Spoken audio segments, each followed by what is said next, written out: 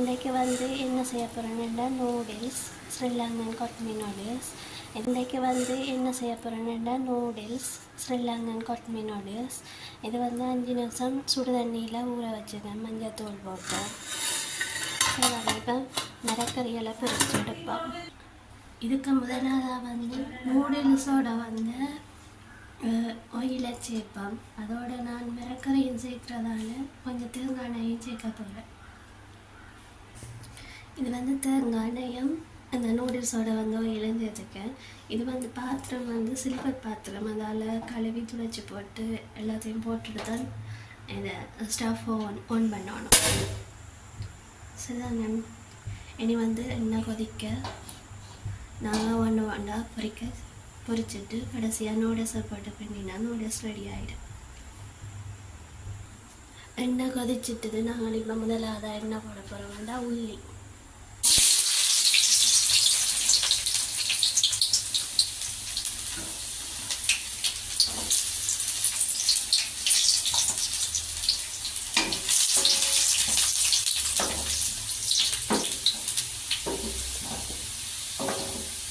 எண்ணெய் கொஞ்சம் கூடி போச்சு, இல்லைன்னா மரக்கறியும் போட போகிறேன். அதெல்லாம் கூட விட்டேன். நான் அவ்வளோ கூட இல்லை, ஓரளவு கூட தான் கொடுப்பேன். சரிதானே. இதோட வந்து வெங்காயம், செத்தல் மிளகாயும்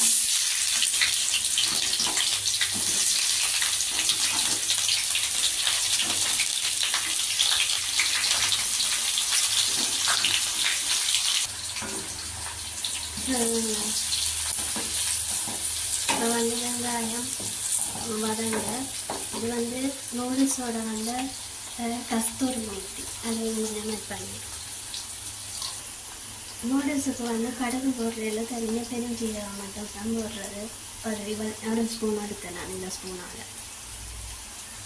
இதோட வந்து கருவேப்பிலையும் கொஞ்சமாக போடுவேன்.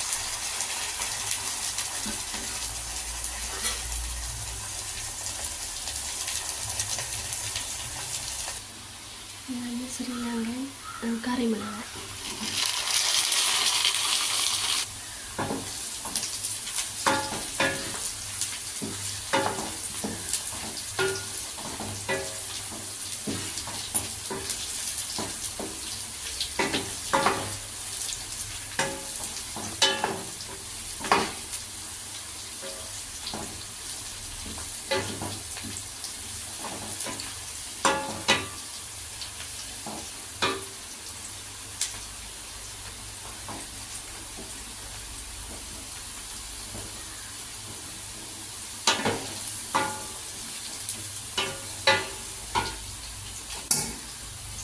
இது வந்து கேரட்.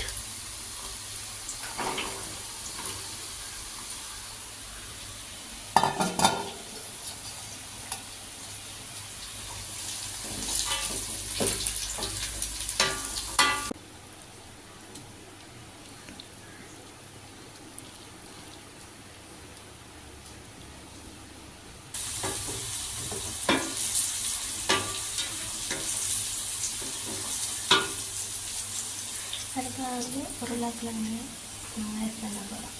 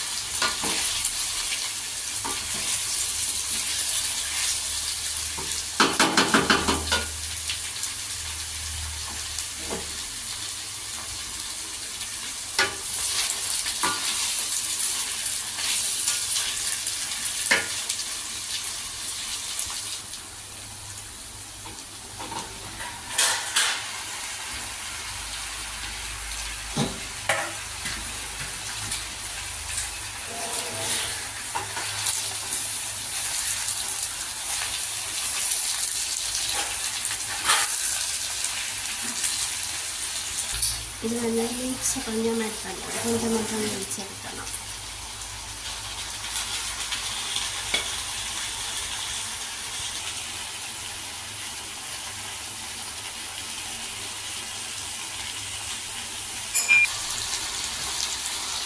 இது வந்து சோயா சாஸ்.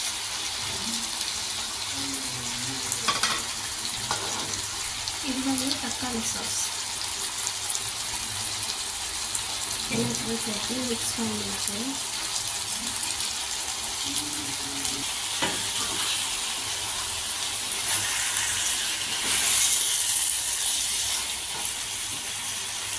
கொஞ்சம் தண்ணி வரும், இதெல்லாம் வீடாக இருக்கும்.